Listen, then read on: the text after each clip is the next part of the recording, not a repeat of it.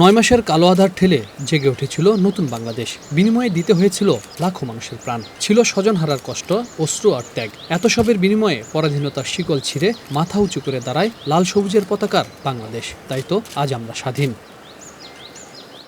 55 বছর শেষে 56 বছরে পা দিল বাংলাদেশ। যাদের জীবনের বিনিময়ে এই দেশ, সেই শহীদদের শ্রদ্ধা জানাতে ভোরের আলো ফোটার আগেই সাভার স্মৃতিসৌধে পৌঁছান রাষ্ট্রপতি মোহাম্মদ শাহাবুদ্দিন ও প্রধানমন্ত্রী তারেক রহমান।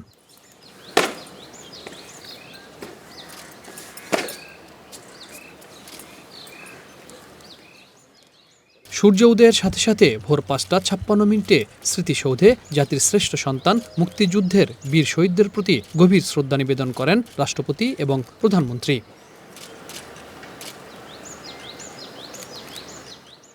স্মৃতিসৌধের বেদিতে পুষ্পস্তবক অর্পণের পর বিয়োগলে বেজে ওঠে করুণ সুর। এ সময় রাষ্ট্রপতি ও প্রধানমন্ত্রী শহীদদের স্মৃতির প্রতি সম্মান জানিয়ে কিছুক্ষণ নীরবে দাঁড়িয়ে থাকেন।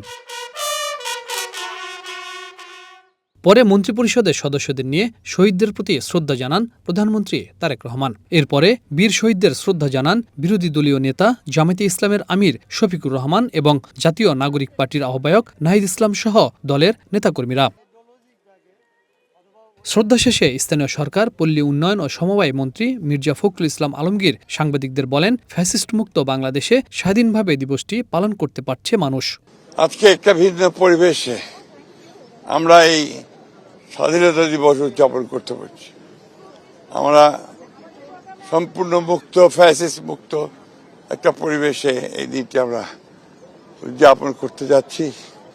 আজকে আমরা অত্যন্ত সাহসী বোধ করছি যে আজকে আমাদের নেতা যারা তারেক রহমান সাহেব নির্বাচনে জয়যুক্ত হয়ে আমাদেরকে নেতৃত্ব দিচ্ছেন এবং নতুন একটি বাংলাদেশ গড়ার শপথ আমরা সবাই নিয়েছি।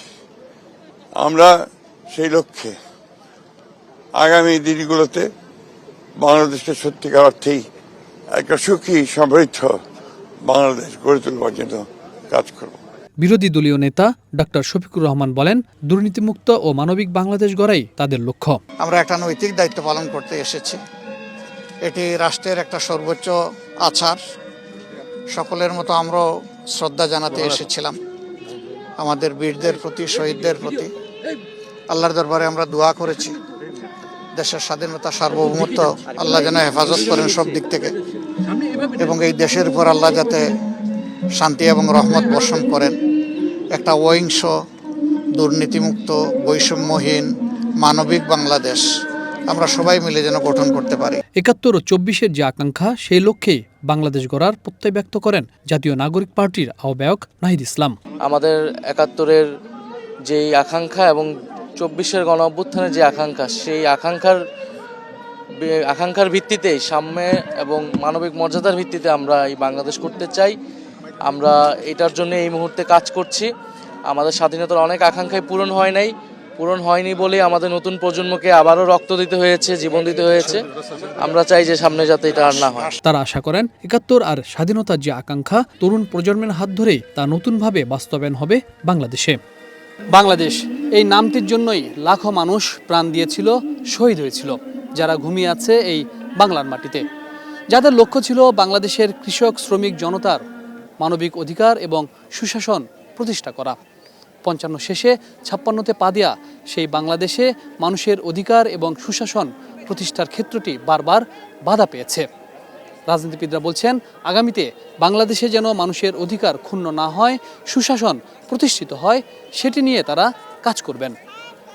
হাবিব রহমান, ওয়ান নিউজ, সাভার স্মৃতিসৌধ, ঢাকা।